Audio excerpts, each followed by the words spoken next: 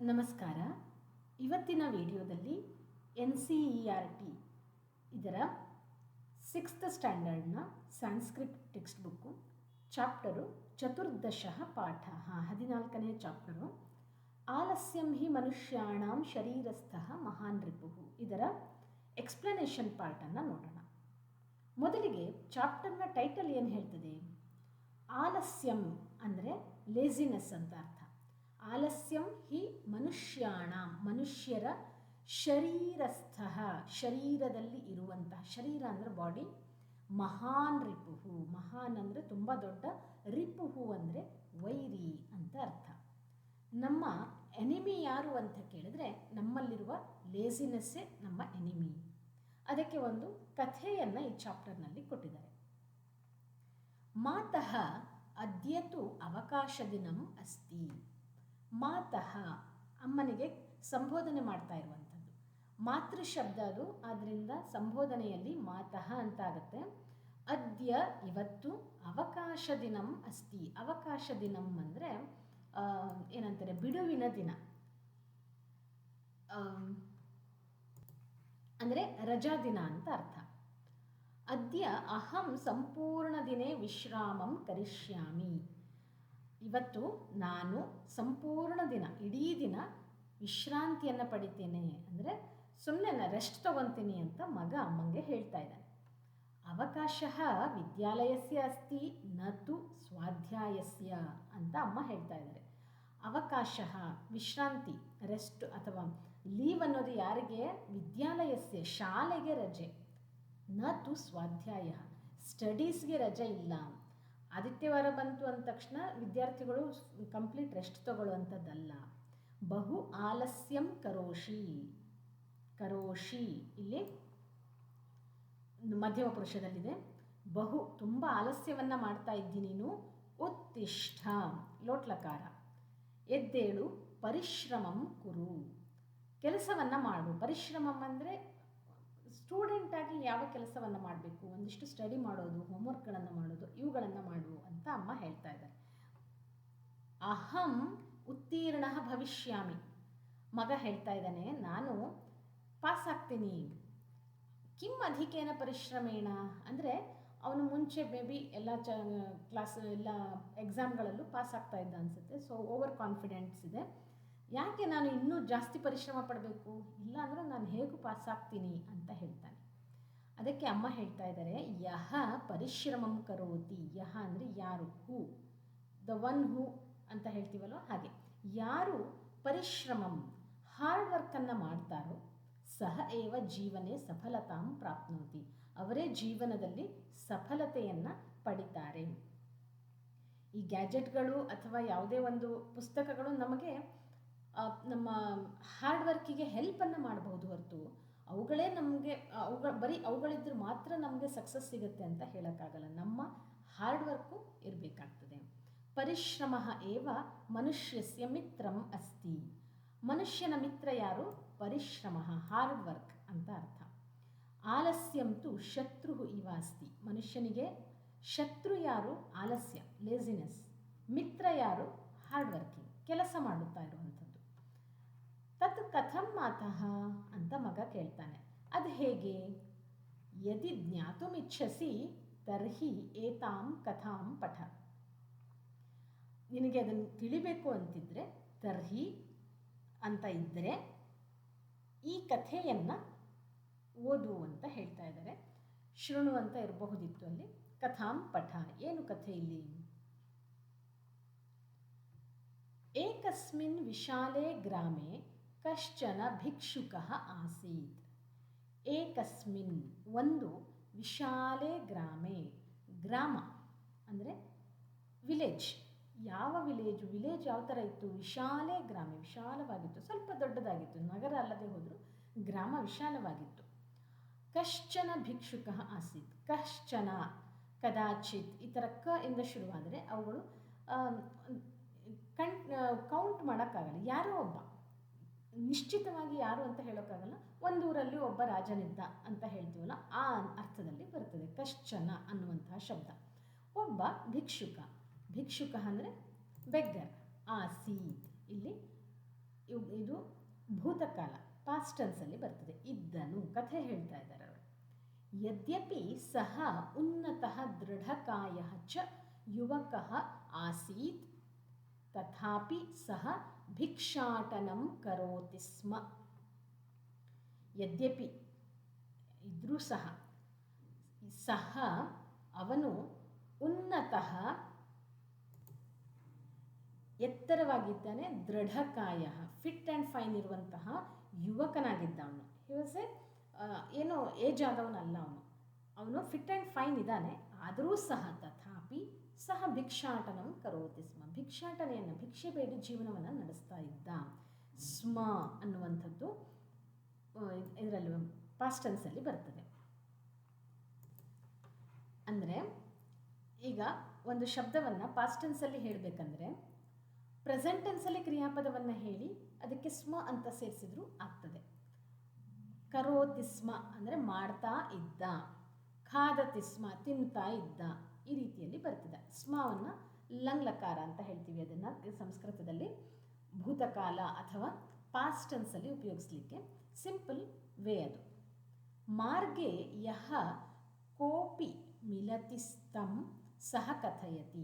ಮಾರ್ಗದಲ್ಲಿ, ದಾರಿಯಲ್ಲಿ ಯಾರಾದರೂ ಕೋ ಅಪಿ, ಇಲ್ಲಿ ಎಸ್ ಸಿಂಬಲ್ ಅನ್ನುವಂಥದ್ದು, ಕೋ ಅ ಅನ್ನುವಂಥದ್ದು ಇಲ್ಲಿ ತೆಗೆದುಬಿಟ್ಟು ಅದಕ್ಕೆ ಎಸ್ ಸಿಂಬಲ್ ಹಾಕಿರ್ತಾರೆ. ಇದು ಸಂಧಿಯಲ್ಲಿ ಬರ್ತದೆ ಮುಂದೆ. ಕಹ ಅಪಿ ಅಂತ ಆಗ್ತದೆ. ಯಾರೇ ಆಗಲಿ, ಮಿಲತಿ ಸಿಗ್ತಾರೋ, ಅವನಿಗೆ ದಾರಿಯಲ್ಲಿ ಹೋಗ್ಬೇಕಂದ್ರೆ ಯಾರೇ ಸಿಕ್ಕಿದ್ರು, ತಮ್ ಅವನನ್ನು ಸಹ ಕಥಯತಿ ಹೇಳ್ತಾನೆ. ಏನಂತ ಹೇಳ್ತಾನೆ ಅವನು? ಕೃಪಯಾ ಭಿಕ್ಷಾಂ ಯಚ್ಚತು, ಪ್ಲೀಸ್ ನನಗೆ ಭಿಕ್ಷೆಯನ್ನು ಕೊಡು. ದರಿದ್ರಾಯ ದಾನಂ ಕರೋತು, ದರಿದ್ರನಿಗೆ, ಬಡವನಿಗೆ ದಾನವನ್ನು ಮಾಡಿ. ಪುಣ್ಯಂ ಪ್ರಾಪ್ನೋತು, ಪುಣ್ಯವನ್ನು ಪಡಿ ಅಂತ ಹೇಳ್ತಾ ಇದ್ದಂತೆ. ಇವೆಲ್ಲ ಏಕವಚನದಲ್ಲಿದೆ. ಇತಿ ಕೇಚನ ಜನಾಃ ತಸ್ಮೈ ಧನಂ ಯಚ್ಚಂತಿ, ಕೆಲವರು ಜನರು ಅವನಿಗೆ ದುಡ್ಡನ್ನು ಕೊಡ್ತಾ ಇದ್ರು.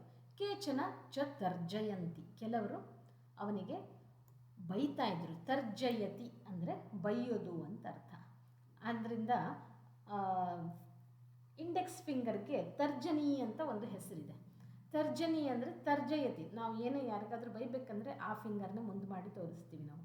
ಅದರಿಂದ ಅದಕ್ಕೆ ಒಂಥರ ಅನ್ವರ್ಥ ನಾಮದ ಥರ ತರ್ಜನಿ ಅಂತ ಹೆಸರಿದೆ ಅದಕ್ಕೆ. ತರ್ಜಯಂತಿ. ಒಂದು ಗ್ರಾಮದಲ್ಲಿ ಒಬ್ಬ ಭಿಕ್ಷುಕನಿದ್ದ. ಅವನು ಉನ್ನತ ದೃಢಕಾಯನಾಗಿದ್ದು ಯುವಕನಾಗಿದ್ದರೂ ಸಹ ಭಿಕ್ಷಾಟನೆ ಮಾಡಿ ಜೀವನವನ್ನು ನಡೆಸ್ತಾ ಇದ್ದ. ಮಾರ್ಗದಲ್ಲಿ ಯಾರೇ ಸಿಕ್ಕಿದ್ರೂ ಸಹ ದಯವಿಟ್ಟು ಭಿಕ್ಷೆಯನ್ನು ಕೊಡಿ, ದರಿದ್ರನಿಗೆ ದಾನ ಮಾಡಿ ಪುಣ್ಯವನ್ನು ಪಡೆದುಕೊಡು ಅಂತ ಹೇಳ್ತಾ ಇದ್ದ. ಕೆಲವರು ಅವನಿಗೆ ಧನವನ್ನು ಕೊಡ್ತಾ ಇದ್ದರು, ಕೆಲವರು ಬೈತಾ ಇದ್ದರು. ಇವಿಷ್ಟು ಇದರ ಸಾರಾಂಶ. ಮುಂದೆ ಏನಾಗ್ತದೆ? ಏಕದಾ ತೇನ ಮಾರ್ಗೇಣ ಕಶ್ಚಿತ್ ಧನಿಕಃ ಆಗಚ್ಚತಿ. ಒಮ್ಮೆ ಅದೇ ಮಾರ್ಗದ ಮೂಲಕ ಕಶ್ಚಿತ್, ಯಾರೋ ಒಬ್ಬ, ಅಲ್ಲಿ ಕಶ್ಚನ ಅಂತ ಬಂತಲ್ಲ ಹಾಗೆ ಇಲ್ಲಿ ಕಶ್ಚಿತ್, ಯಾರೋ ಒಬ್ಬ ಧನಿಕಃ ಅಂದರೆ ಹಣ ಇರುವವನು, ರಿಚ್ ಪರ್ಸನ್ ಬರ್ತಾನೆ. ಸಹ ಭಿಕ್ಷುಕಃ ಮನಸ್ಸಿ ಏವ ಚಿಂತೆಯತಿ. ಅವನ ವೇಷಭೂಷಣ ನೋಡಿದ ತಕ್ಷಣ ಗೊತ್ತಾಯಿತು ಅನಿಸುತ್ತೆ ಭಿಕ್ಷುಕನಿಗೆ, ಓ ಇವನು ತುಂಬ ಶ್ರೀಮಂತ ಅಂತ. ಅವನನ್ನು ನೋಡಿದ ತಕ್ಷಣ ಮನಸ್ಸಿ ಅಂದರೆ ಮನಸ್ಸಲ್ಲೇ ಅವನು ಚಿಂತಿಸ್ತಾನೆ. ಚಿಂತಿಸೋದು ಅಂದರೆ ಯೋಚನೆ ಮಾಡುವಂಥದ್ದು. ಅಹೋ ಮಮ ಭಾಗ್ಯಂ, ಓ ನನ್ನ ಲಕ್ಕು ನೋಡಿ ಇವತ್ತು. ಅದ್ಯ ಅಹಂ ಪ್ರಭೂತಂ ಧನಂ ಪ್ರಾಪ್ನೋಮಿ, ಇವತ್ತು ನಾನು ಪ್ರಭೂತಂ ಅಂದರೆ ಧಾರಾಳವಾಗಿ, ಹೇರಳವಾಗಿ, ತುಂಬ ಸಾಕಷ್ಟು, ಎಷ್ಟು ಬೇಕೋ ಅಷ್ಟು ಧನವನ್ನು ಪ್ರಾಪ್ನೋಮಿ, ಹಣವನ್ನು ಪಡಿತೀನಿ ಅವನ ಹತ್ರ ಕೇಳಿಬಿಟ್ಟು ಅಂತ. ಭಿಕ್ಷುಕಃ ಧನಿಕಂ ವದತಿ, ಧನಿಕನಿಗೆ ಹೇಳ್ತಾನೆ. ಆರ್ಯ ಅಹಂ ಅತೀವ ದರಿದ್ರ ಅಸ್ಮಿ. ಆರ್ಯ ಅಂದರೆ ಮಹೋದಯ ಅಂತ ಹೇಳಬಹುದು, ಇವಾಗ ಪೂಜ್ಯರೇ ಅಂತ. ಆರ್ಯ ಶಬ್ದವನ್ನು ಗೌರವಾನ್ವಿತರಿಗೆ ಉಪಯೋಗಿಸುವಂಥದ್ದು, ಯಾರು ಸಂಸ್ಕಾರವನ್ನು ಹೊಂದಿರ್ತಾರೋ. ನಾನು ಅತೀವ ದರಿದ್ರ, ತುಂಬ ಬಡವನಾಗಿದ್ದೇನೆ. ಕೃಪಯಾ ದಾನಂ ಕರೋತು. ಇಲ್ಲಿ ಕರೋತು ಅನ್ನುವಂಥದ್ದು ಇಲ್ಲಿ ಅಧ್ಯಾಹಾರ ಮಾಡ್ಕೊಬೇಕು, ಭವಾನ್ ಅಂತ. ನಾವು ಹಿಂದಿನ ಚಾಪ್ಟರ್ಗಳಲ್ಲಿ ನೋಡಿದ ಹಾಗೆ ಭವಾನ್ ಶಬ್ದ ಬಂದಾಗ ನಾವು ಪ್ರಥಮ ಪುರುಷವನ್ನೇ ಉಪಯೋಗಿಸ್ತೀವಿ. ಸೊ ರೆಸ್ಪೆಕ್ಟ್ಫುಲಿ ಮಾತಾಡ್ತಾ ಇರುವಂಥದ್ದು, ಒಬ್ಬರೇ ಇರ್ತಾರೆ ಅಲ್ಲಿ. ಆಗ ಪ್ರಥಮ ವಿಭಕ್ತಿ ಅಪೋಸಿಟ್ ಪರ್ಸನ್ ಮಧ್ಯಮ ಪುರುಷದ ಬದಲು ಪ್ರಥಮ ಪುರುಷವನ್ನು ಉಪಯೋಗಿಸಬೇಕಾಗ್ತದೆ. ಅದರಿಂದ ಇಲ್ಲೂ ಹಾಗೆ, ಮೇಲ್ಗಡೆ ಇದರಲ್ಲೂ ಹಾಗೆ. ಯಚ್ಛತು ಕರೋತು ಇಲ್ಲೆಲ್ಲ ಭವಾನ್ ಅನ್ನುವಂಥದ್ದನ್ನು ಅಥವಾ ಭವತಿ ಅನ್ನುವಂಥದ್ದನ್ನು ಅಧ್ಯಾಹಾರ ಮಾಡ್ಕೊಳ್ಬೇಕಾಗತ್ತೆ, ಅಂದರೆ ಇಮ್ಯಾಜಿನ್ ಮಾಡ್ಕೊಳ್ಬೇಕಾಗತ್ತೆ. ಇಲ್ಲಿ ಹಾಗೆ ಕೃಪಯ ದಾನಂ ಕರೋತು, ದಯವಿಟ್ಟು ದಾನವನ್ನು ಮಾಡಿ ಅಂತ ಹೇಳ್ತಾ ಇದ್ದಾನೆ. ಧನಿಕಃ ತಂ ಪೃಷ್ಠವಾನ್, ಧನಿಕನು ಅವನಿಗೆ ಕೇಳ್ತಾನೆ. ತ್ವಂ ಕಿಂ ಇಚ್ಛಸಿ, ತ್ವಂ ನೀನು, ಕಿಂ ಏನನ್ನು, ಇಚ್ಛಸಿ ಇಚ್ಛಿಸ್ತಿ ಏನು ಬೇಕು ನಿನಗೆ. ಆರ್ಯ ಅಹಂ ಪ್ರಭೂತಂ ಧನಂ ಇಚ್ಛಾಮಿ, ಪೂಜ್ಯರೇ ನಾನು ಪ್ರಭೂತಂ ತುಂಬ ಹಣವನ್ನು ಇಚ್ಛಿಸ್ತೇನೆ, ನನಗೆ ತುಂಬ ಹಣವನ್ನು ಕೊಡಿ. ಇತಿ ಸಹ ಸವಿನಯಂ ಉಕ್ತವಾನ್, ತುಂಬ ವಿನಯದಿಂದ ಕೇಳ್ಕೊಳ್ತಾನೆ, ದಯವಿಟ್ಟು ನನಗೆ ಧನವನ್ನು ಕೊಡಿ, ತುಂಬ ಹಣವನ್ನು ಇಚ್ಛಿಸ್ತೇನೆ ನಾನು ಅಂತ. ತದಾ ಧನಿಕಃ ವದತಿ, ಆಗ ಧನಿಕ ಹೇಳ್ತಾನೆ, ಅಹಂ ತುಭ್ಯಂ ಸಹಸ್ರಂ ರೂಪ್ಯಕಾಣಿ ಯಚ್ಛಾಮಿ, ನಾನು ತುಭ್ಯಂ ನಿನಗಾಗಿ, ಅಂದರೆ ಚತುರ್ಥಿ ವಿಭಕ್ತಿಯಲ್ಲಿ ಇದು ಬರುತ್ತೆ, ನಿನಗೆ ಸಹಸ್ರಂ ರೂಪ್ಯಕಾಣಿ, 1000, ಸಹಸ್ರ ಅಂದರೆ 1000, 1000 ರೂಪೀಸ್ನ ನಾನು ಕೊಡ್ತೇನೆ. ಯಚ್ಛಾಮಿ ಅಹಂ ಯಚ್ಛಾಮಿ. ತ್ವಂ ಮಹ್ಯಂ ತವ ಪಾದೌ ಯಚ್ಛ, ನಾನು ನಿನಗೆ 1000 ರೂಪೀಸ್ ಕೊಡ್ತೀನಿ, ನೀನು ಏನು ಮಾಡಬೇಕು ಅದಕ್ಕೆ ಪ್ರತಿಯಾಗಿ, ನನಗೆ, ಮಹ್ಯಂ ಅಂದರೆ ನನಗೆ, ತುಭ್ಯಂ ಅಂದರೆ ನಿನಗೆ, ಇವೆರಡು ಚತುರ್ಥಿ ವಿಭಕ್ತಿಯಲ್ಲಿ ಬರ್ತವೆ. ತವ ನಿನ್ನ, ಪಾದೌ ಪಾದಗಳನ್ನು, 2 ಕಾಲುಗಳನ್ನು ಕೊಡಬೇಕು ನೀನು ನನಗೆ. ನಾನು ನಿನಗೆ 1000 ರೂಪಾಯಿ ಕೊಡ್ತೀನಿ, ನೀನು ನನಗೆ ನಿನ್ನ 2 ಪಾದಗಳನ್ನು ಕೊಡಬೇಕು. ಭಿಕ್ಷುಕಃ ವದತಿ, ಅಹಂ ಮಮ ಪಾದೌ ತುಭ್ಯಂ ಕಥಂ ದದಾಮಿ, ನಾನು ನನ್ನ ಪಾದಗಳನ್ನು ನಿಮ್ಗೆ ಹೇಗೆ ಕೊಡಬಹುದು. ವಿನಾ ಪಾದವು ಕಥಂ ವಾಚಲಾಮಿ, ಪಾದಗಳಿಲ್ಲದೆ ನಾನು ಹೇಗೆ ಚಲಿಸ್ತೇನೆ ಅಂತ ಕೇಳ್ತಾನೆ. ಧನಿಕಃ ವದತಿ, ಪಾದವು ಅನ್ನುವಂಥದ್ದು ದ್ವಿತೀಯ ವಿಭಕ್ತಿ, 2 ಕಾಲುಗಳು, ಕ್ಷಮಿಸಿ ದ್ವಿವಚನದಲ್ಲಿದೆ ಅದು. ಧನಿಕಃ ವದತಿ ಅಷ್ಟು ತ್ವಂ 5,000 ರೂಪ್ಯಕಾಣಿ ಸ್ವೀಕುರು, 1000 ರೂಪಾಯಿ ಕೊಡ್ತೀನಿ, ಕಾಲು ಕೊಡು ಅಂತ ಹೇಳ್ತಾನೆ. ಹೇಗೆ ಕೊಡಲಿ, ನನಗೆ ನಡೆದಾಡೋಕ್ಕಾಗಲ್ಲ ಅಂತ ಹೇಳ್ತಾನೆ. 5,000 ರೂಪಾಯಿ, 5,000, ಸಹಸ್ರಂ ಅಂದರೆ 1000, ಅದಕ್ಕೆ 5 ಸೇರಿಸಿದರೆ 5,000 ರೂಪಾಯಿಗಳನ್ನು, ನಾಣ್ಯಗಳನ್ನು ಸ್ವೀಕರಿಸು, 5,000 ರೂಪಾಯಿಗಳನ್ನು ತಗೋ ನೀನು, ನನಗೆ ಮಹ್ಯಂ ತವ ಹಸ್ತೌ ಯಚ್ಛ, ನಿನ್ನ ಕೈಗಳೆರಡನ್ನು ಕೊಡು ನನಗೆ ಅಂತ ಹೇಳ್ತಾನೆ. ಭಿಕ್ಷುಕಃ ವದತಿ, ಹಸ್ತಾಭ್ಯಾಂ ವಿನಾ ಅಹಂ ಕಥಂ ಭಿಕ್ಷಾಂ ಸ್ವೀಕರೋಮಿ, ಹಸ್ತಾಭ್ಯಾಂ ದ್ವಿವಚನ, 2 ಕೈಗಳು, ವಿನಾ ಇಲ್ಲದೆ, ಅಹಂ ನಾನು, ಕಥಂ ಹೇಗೆ, ಭಿಕ್ಷೆಯನ್ನು ಸ್ವೀಕರಿಸ್ತೇನೆ, ನಾನು ಭಿಕ್ಷೆ ಸ್ವೀಕರಿಸಬೇಕಂದ್ರೆ ಕೈ ಬೇಕಲ್ಲ ನನಗೆ, ನಾನು ಹೇಗೆ ಕೊಡಲಿ ನಿಮಗೆ ಕೈನ.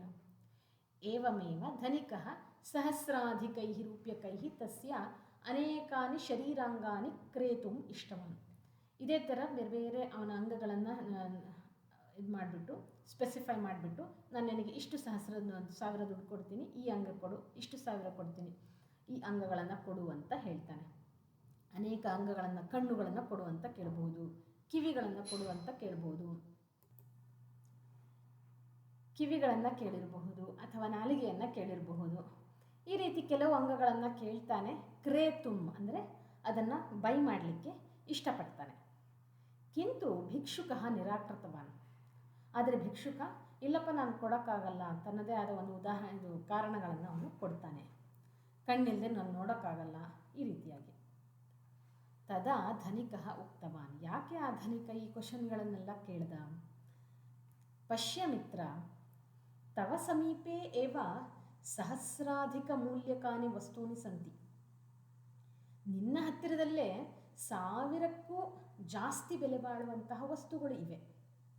ವಸ್ತೂನಿ ಸಂತಿ ತಥಾಪಿ ಕಿಮರ್ಥಂ ತ್ವಂ ಆತ್ಮಾನಂ ದುರ್ಬಲಂ ಮನ್ಯಸೆ, ಆದರೂ ಸಹ ಯಾಕೆ, ಕಿಮರ್ಥಂ ಅಂದರೆ ಯಾಕೆ, ನೀನು ಆತ್ಮಾನಂ ಅಂದರೆ ನಿನ್ನನ್ನು ನೀನು, ದುರ್ಬಲ ನನಗೇನೂ ಆಗಲ್ಲ, ಅವನು ಭಿಕ್ಷೆ ಬೇಡ್ತಾ ಎಲ್ಲರ ಥರನೂ ಹೇಳೋದು ನಾನು ದರಿದ್ರ, ದಾನ ಮಾಡಿ, ನನ್ನ ಹತ್ರ ದುಡ್ಡಿಲ್ಲ ಅಂತ ಹೇಳ್ತಾನಲ್ವ, ಯಾಕೆ ನಿನ್ನನ್ನು ನೀನು ದುರ್ಬಲ ಅಂತ ಅನ್ಕೊಂತೀ. ಸೌಭಾಗ್ಯೇನ ಏವ ವಯಂ ಮಾನವ ಜನ್ಮ ಪ್ರಾಪ್ತವಂತಹ, ಈ ಮಾನವ ಜನ್ಮ ಅನ್ನುವಂಥದ್ದು ಸೌಭಾಗ್ಯದಿಂದ ನಾವು ಲಕ್ಕಿಂದ ಪಡೆಯುವಂಥದ್ದು ಮಾನವ ಜನ್ಮ. ಅಸ್ಯ ಸಫಲತಾರ್ಥಂ ಪ್ರಯತ್ನಂ ಕುರು. ಆ ಮಾನವ ಜನ್ಮ ದೊಡ್ಡದು, ಹಾನಿ ಮಾಡಿಕೊಳ್ಳಬೇಡಿ ಹುಚ್ಚಪ್ಪಗಳಿರ ಅಂತ ದಾಸವರೇಣ್ಯರು ಹೇಳ್ತಾರೆ. ಆದ್ದರಿಂದ ನಮಗೆ ಸಿಕ್ಕಿರುವ ಈ ಮಾನವ ಜನ್ಮವನ್ನು ಸುಮ್ಮನೆ ವೇಸ್ಟ್ ಮಾಡಬಾರ್ದು, ಪ್ರಯತ್ನವನ್ನು ಮಾಡಬೇಕು. ನಾವು ಏನೇ ಪಡಿಬೇಕಂದ್ರೆ ಪ್ರಯತ್ನವನ್ನು ಪಡಬೇಕು. ಹಿಂದಿನ ಚಾಪ್ಟರ್ನಲ್ಲಿ ಸುಭಾಷಿತಗಳು ಬಂದಿದ್ವು. ಉದ್ಯಮೇನೈವ ಸಿದ್ಧ್ಯಂತಿ ಕಾರ್ಯಾಣಿ ನ ಮನೋರಥೈಹಿ. ಹಾಗೆ ಉದ್ಯಮ ಸಾಹಸಂ ಧೈರ್ಯಂ, 6 ಶಕ್ತಿಗಳು ಇದ್ದರೆ ದೇವರು ನಮಗೆ ಸಹಾಯ ಮಾಡ್ತಾನೆ ಅನ್ನುವಂತಹ ಸುಭಾಷಿತಗಳನ್ನು ನೋಡಿದ್ವಿ ನಾವು. ಆದ್ದರಿಂದ ಪ್ರಯತ್ನವನ್ನು ಮಾಡಬೇಕು. ಇತಃ ಗಚ್ಚ ಶುಭಂ ಭವತಿ, ಇಲ್ಲಿಂದ ಹೋಗು. ಇತಃ ಅಂದರೆ ಇಲ್ಲಿಂದ ಹೋಗು, ಆಗಲಿ ಅಂತ ಅವನು ವಿಶ್ ಮಾಡಿಬಿಟ್ಟು ಹೋಗ್ತಾನೆ ಧನಿಕ. ಅವನು ರಿಚ್ ಪರ್ಸನ್ ಯಾಕೆ ಇಲ್ಲಿ ಇಷ್ಟೊಂದು ಪ್ರಶ್ನೆಗಳನ್ನು ಕೇಳಿ ನಿನ್ನ ಪಾದ ಕೊಡು, ನಿನ್ನ ಕೈ ಕೊಡು ಅಂತೆಲ್ಲ ಕೇಳಿದ್ದು ಅಂದರೆ, ಆ ಭಿಕ್ಷುಕನಿಗೆ ಅರಿವಾಗಲಿ ತನ್ನ ಮೌಲ್ಯ ಎಷ್ಟು, ತನ್ನಲ್ಲಿರುವಂತಹ ಕರ್ಮೇಂದ್ರಿಯಗಳು ಅಂತ ಹೇಳ್ತೀವಿ ನಾವು. ಅದನ್ನು ಕೆಲಸ ಮಾಡಲಿಕ್ಕೆ ನಾವು ಉಪಯೋಗಿಸುವಂತಹ, ದೇವರು ನಮಗೆ ಕೊಟ್ಟಿರುವ ಕೈ ಕಾಲುಗಳೆಲ್ಲ ಕೊಟ್ಟಿರುವುದೇ ಕೆಲಸ ಮಾಡಲಿಕ್ಕೆ.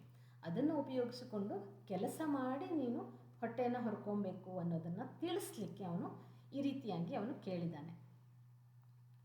ತಸ್ಮಾತ್ ದಿನಾತ್ ಭಿಕ್ಷುಕಃ ಭಿಕ್ಷಾಟನಂ ತ್ಯಕ್ತ್ವಾ ಪರಿಶ್ರಮೇಣ ಧನಾರ್ಜನಂ ಕೃತ್ವಾ ಸ ಗೌರವಂ ಜೀವನಯಾಪನಂ ಆರಬ್ಧವಾನ್. ತಸ್ಮಾತ್ ದಿನಾತ್, ಆ ದಿನದಿಂದ ಆ ಭಿಕ್ಷುಕನಿಗೆ ಗೊತ್ತಾಯಿತು, ತನ್ನ ತಪ್ಪು ಏನು ಅಂತ ಗೊತ್ತಾಯಿತು. ಭಿಕ್ಷಾಟನೆಯನ್ನು ತ್ಯಕ್ತ್ವಾ ಅಂದರೆ ತ್ಯಜಿಸಿ, ಭಿಕ್ಷೆ ಬೇಡೋದನ್ನು ಬಿಟ್ಟು, ಪರಿಶ್ರಮೇಣ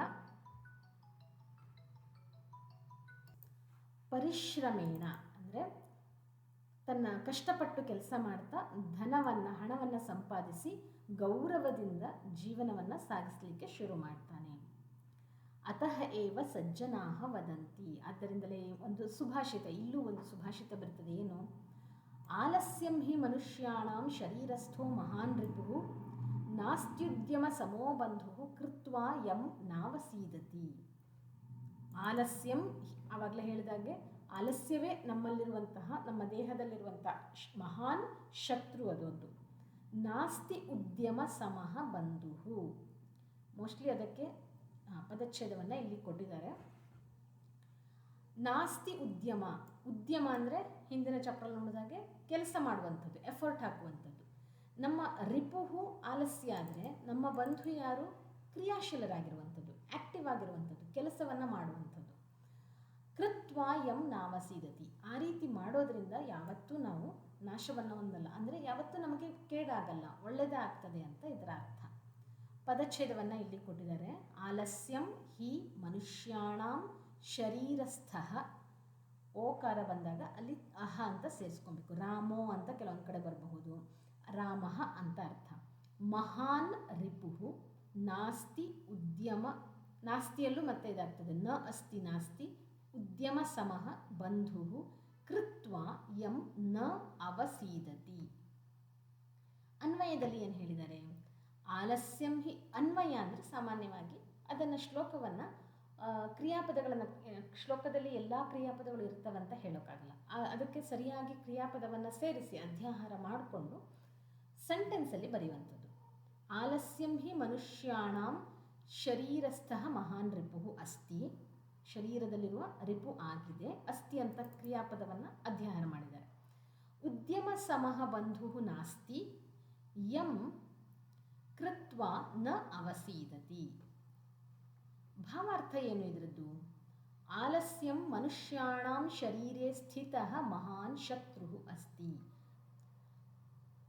ಆಲಸ್ಯವು ಮನುಷ್ಯರ, ಷಷ್ಠಿ ವಿಭಕ್ತಿಯ ಬಹುವಚನ, ಶರೀರದಲ್ಲಿ ನಿಂತಿರುವಂತಹ ಮಹಾನ್ ಶತ್ರುವಾಗಿದೆ. ಯತೋ ಹಿ ಆಲಸ್ಯಸ್ಯ ಕಾರಣಾತ್ ಕಾರ್ಯಂ ನ ಸಿದ್ಧ್ಯತಿ. ಅದರಿಂದಲೇ ಆಲಸ್ಯದ ಕಾರಣದಿಂದ ನಾವು ಎಷ್ಟೊಂದು ಕೆಲಸಗಳನ್ನು ಪ್ರೊಕ್ರಾಸ್ಟಿನೇಷನ್ ಮಾಡಿಬಿಡ್ತೀವಿ. ಇವತ್ತು ಮಾಡೋದನ್ನು ನಾಳೆ ಮಾಡೋಣ, ನಾಡಿದ್ದು ಮಾಡೋಣ, ನನ್ನಿಂದ ಆಗಲ್ಲ, ಈ ರೀತಿಯಾಗಿ ಆಲಸ್ಯವನ್ನು ಮಾಡಿಬಿಟ್ಟು ಎಷ್ಟೊಂದು ಕೆಲಸಗಳನ್ನು ನಾವು ಕೈ ಬಿಟ್ಬಿಡ್ತೀವಿ. ಅದರಿಂದ ಕಾರ್ಯ ಸಿದ್ಧಿಸೋದಿಲ್ಲ.